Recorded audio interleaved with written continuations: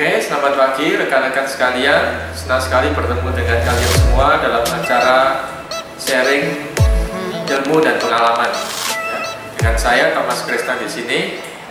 Dan pada kesempatan pagi ini saya akan share tentang salah satu topik, yaitu namanya adalah personal finance atau perencanaan keuangan pribadi. Ya, jadi sebelumnya jangan lupa untuk like, komen, subscribe pada channel saya ini supaya semakin bersemangat untuk mengembangkan channel ini, ya. Nah, pertama-tama istilah personal finance atau ada yang menyebutkan perencanaan keuangan pribadi, ya. Nah, ini adalah perencanaan keuangan yang kita lakukan bukan pada perusahaan tetapi pada rumah tangga dan kehidupan kita pribadi. Nah, tidak berarti bahwasannya perencanaan keuangan ini adalah perencanaan di mana kita harus melakukan suatu perhitungan detail, kemudian juga dengan komputer, laptop dan sebagainya. Itu tidak selalu seperti gitu ya, karena seringkali juga rumah adalah tempat di mana kita beristirahat. Jadi tidak harus kita secara detail dan menghabiskan banyak waktu, tidak. Jadi ini sifatnya fleksibel dan sesuai dengan kemauan kita, ya. Nah, tetapi paling tidak ada beberapa konsep yang harus kita pahami dalam hal ini seperti ini, ya, itu. Oke, ya. Nah, kemudian kedua yang harus kita pahami adalah berbeda dengan perusahaan. Jadi kalau personal finance itu sifatnya lebih banyak ke arah psikologis.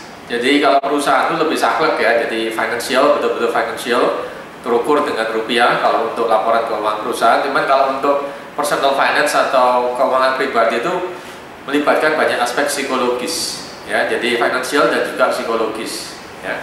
Oke.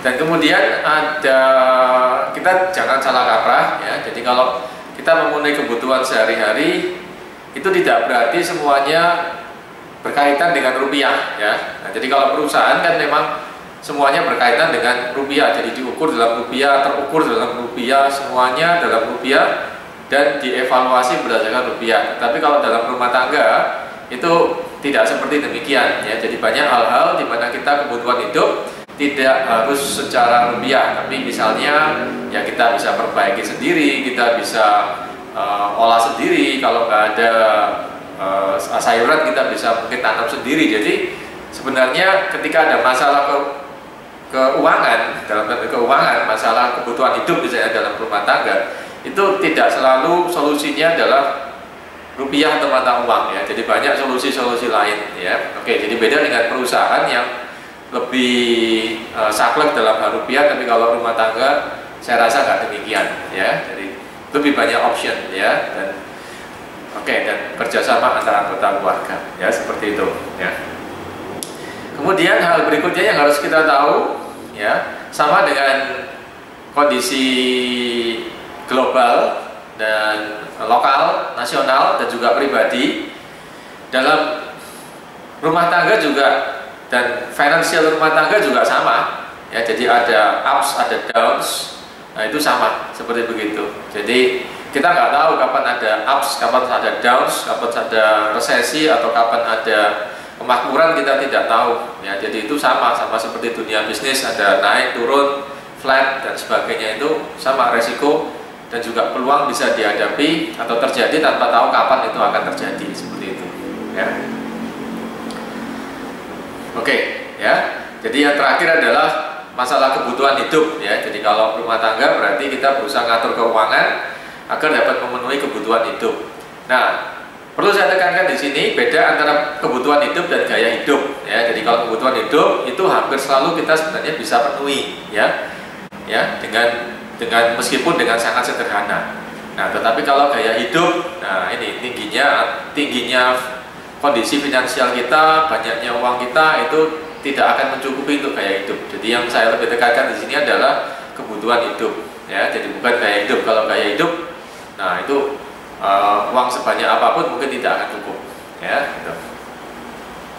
Kemudian manfaatnya apa? Kita melakukan personal finance di sini, ya. Dalam video saya kali ini saya akan katakan bahwasanya dengan personal finance, nah, itu kita akan lebih tahu secara detail, ya. Ternyata penghasilan saya sekian dan komponen-komponen pengeluaran saya itu ternyata banyak banget, ya. Ternyata apa? Kita melakukan personal finance di sini. Ya, dalam video saya kali ini saya akan katakan bahwasanya dengan personal finance itu kita akan lebih tahu secara detail. Ya, ternyata penghasilan saya sekian dan komponen-komponen pengeluaran saya itu ternyata banyak banget ya. Ternyata ada beberapa bagian ya untuk menunjang kehidupan saya ya, baik itu biaya tetap maupun biaya nggak tetap. Nah, itu ada banyak banget ya, gitu ya. Dan itu nanti kita berusaha untuk klasifikasikan. Jadi dengan personal finance ini kita berusaha membedah, mengelompokkan jenis-jenis pengeluaran kita, dan syukur-syukur ada rekan-rekan yang bisa menghitung ya dan tahu kira-kira pengeluaran saya di sini pada bulan sekian ini berapa persen ya, porsinya kemana semua ini ya, duitnya ini kemana semua ya, dipakai untuk apa saja. Ternyata dari situ akan lebih jelas ya, gitu. Nah, kemudian manfaat dari personal finance adalah kita punya dana yang cukup ya, terutama untuk kebutuhan sehari-hari atau yang harus kita penuhi sehari-hari ya. Jadi untuk konsumsi, untuk transportasi, ya, akomodasi, ya, untuk komunikasi, ya. Nah, itu kita punya kebutuhan yang cukup ya. Oke, juga untuk sandang, papan, pangan gitu ya. Jadi itu penting kita tahu untuk hal ini ya. Oke. Kemudian manfaat berikutnya dari personal finance ya, ini ilmu dan pengalaman yang pernah saya terapkan sehingga saya bisa sharekan adalah kita jadi lebih sadar. Berikutnya dari personal finance ya, ini ilmu dan pengalaman yang pernah saya terapkan sehingga saya bisa sharekan adalah kita jadi lebih sadar ternyata ada banyak bujuk rayu dari atau rangsangan pemasaran yang berusaha membuat kita itu membelanjakan uang kita jadi lebih banyak ya untuk sesuatu hal yang sebenarnya tidak kita perlukan atau tidak urgent kita perlukan. Nah, jadi dengan mengenal personal finance dan cara mengelola keuangan kita jadi lebih tahu dan sigap, dan oh ini adalah rangsangan pemasaran yang sebenarnya saya belum perlu, ini nggak urgent, ini nggak benar-benar saya perlukan ya, pengeluaran saya di sini sudah cukup banyak, saya nggak beli ini lagi. Nah, itu jadi membuat kita khususnya pada masa krisis ya seperti sekarang ini, jadi kita lebih sadar, lebih tanggap ya, jadi kita lebih was-was ya. Nah, kalau pilihan tergantung pada kita pada akhirnya, apakah tetap mau terus ataukah kita membatasi hal itu ya, gitu. Kemudian yang keempat adalah juga kita bisa menentukan prioritas ya, mana yang harus didahulukan, mana yang urgent, mana yang harus dibiayai dulu, mana yang harus dibeli dulu, dan mana yang bisa diundur, mana yang bisa ditunda ya. Jadi kita bisa membuat prioritas ya, tidak perlu sampai detail kita tulis, tapi paling enggak secara bayang-bayang kita udah tahu ya, oh ini ada yang perlu ditunda, ini ada yang didahulukan, ini ada yang urgent, ini ada yang enggak ya. Dan karena kita sudah antisipasi dari awal, itu biasanya kita juga bisa bikin alokasi dana ya. Jadi kita memperkirakan, oh dana sekian cukuplah ya, atau sebagian bisa saya tabung, sebagian bisa saya investasikan atau saya gunakan yang lain gitu, ya.